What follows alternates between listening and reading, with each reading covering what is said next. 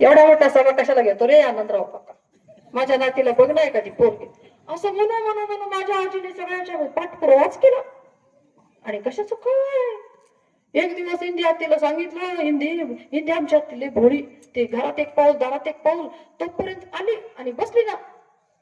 तुला माझ्या आजीनं भरले ना का हिंदे, अगं ही काय नंबर काय काढते शाळेमध्ये, विहिरीला पवाय काय जाते, बगाडावर मोड्या काय मारते, रेड्या उलट काय बसते, लई आगाव झाली मला, हिने आबरू काढत ना माझ्या नाण्याची, हिचं लगीन करून द्या. आणि मग काय, मी आपली बसली ना, मला लई रडवलं. हिंदी आत्ती म्हणली बर बर बर, अहो जाते इकडं इथून. मला वाटलं कशाचं काय भोळा आहे, काय करते का, लगीन कशाला बोलवते. मला नेऊन गेली म्हणे, तिकडे गेली आणि दिला की 8 दिवसात निरोप, लई चांगलं पोरग आहे, लई मोठी पार्टी आहे या. माझ्या बापाला नव्हतं येत, माझ्या दादाला माझ्यावर धाडवलं. मी माईकडे रडायला लागली, माई काहून असं करते का, मला नाही ना लगीन करायचं. माई म्हणली, अगं इंदू, अगं सावे, लगेच काय लगीन होतं का, अगं गोत्र स्तोत्र पत्रिका फित्रिका नाडी सगळं जुळायला लागतं म्हणे. आता भोगला मगाशी पत्रिकेचं तुम्हाला सांगितलं, 12 घरात, 12 घरामध्ये प्लुटोनी नेपच्यून तर नाहीच आहे, इतका जवळचा ग्रह.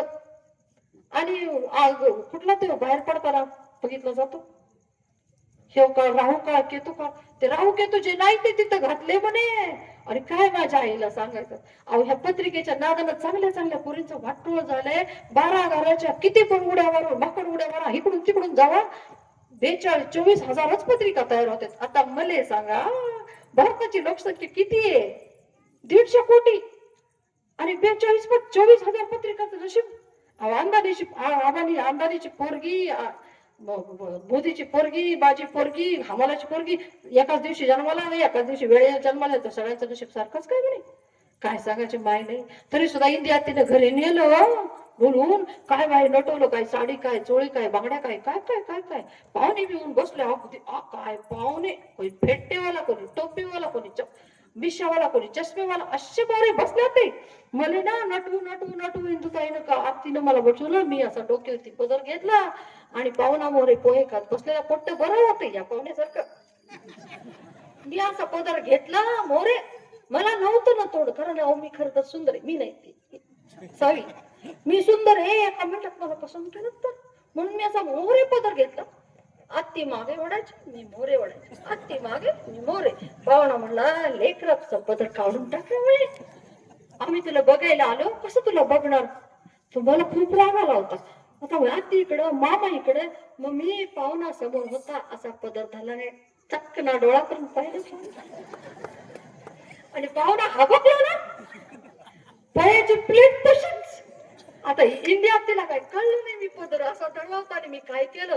इंडिया ती आमची म्हणू लागली, अहो नुसती नाकी डोळी सुंदर नाही, डोळे नाकी डोळे सुंदर नाही, लई देखणी तर हाय, पण कहाणी पण फार छान म्हणते. आता मला सांगा, माझ्या मास्तरने मला संविधान शिकवलं होतं, मला सावित्रीबाई फुले शिकवलं होतं, मला बहिणाबाईची गाणी शिकवली होती, मला ओव्या शिकवले होत्या, मला भावगीत शिकवलं होतं, मला पवाडा शिकवलं होतं, मला गझल शिकवली होती, मला भारुड पण शिकवलं होतं. मला वाटत होतं काहीतरी गाऊन दाखवावं, मनातल्या मनात वाटत होतं. पहिली माझी ओवी गा सावित्री माईला, आणि शिकून शाणा केलं ग बाईच्या जातीला. दुसरी माझी ओवी गा बाबा आंबेडकराला, आणि संविधान दिलं ग भारत देशाला. तिसरी माझी ओवी गा राजा छत्रपती शिवाला, आणि महाराष्ट्र भूग त्यानं बाई घडविला. आम्ही नुसतं शिवाजी महाराजाच्या स्वराज्याच्या स्वप्नावरती इतकं बोलतो, शिवाजी महाराजांनी स्वराज्याचं स्वप्न घडवलं, स्वप्न साकार केलं, मराठाचं साम्राज्य तयार केलं शिवाजी महाराजांचं. अरे तुझ्या स्वप्नाचं काय म्हणे, तुम्हाला काय स्वप्न आहेत की नाहीत, तुम्ही पण स्वप्न साकार करा ना, एका तरी बाईला आयुष्यात सुंदर घडवून दाखवेल.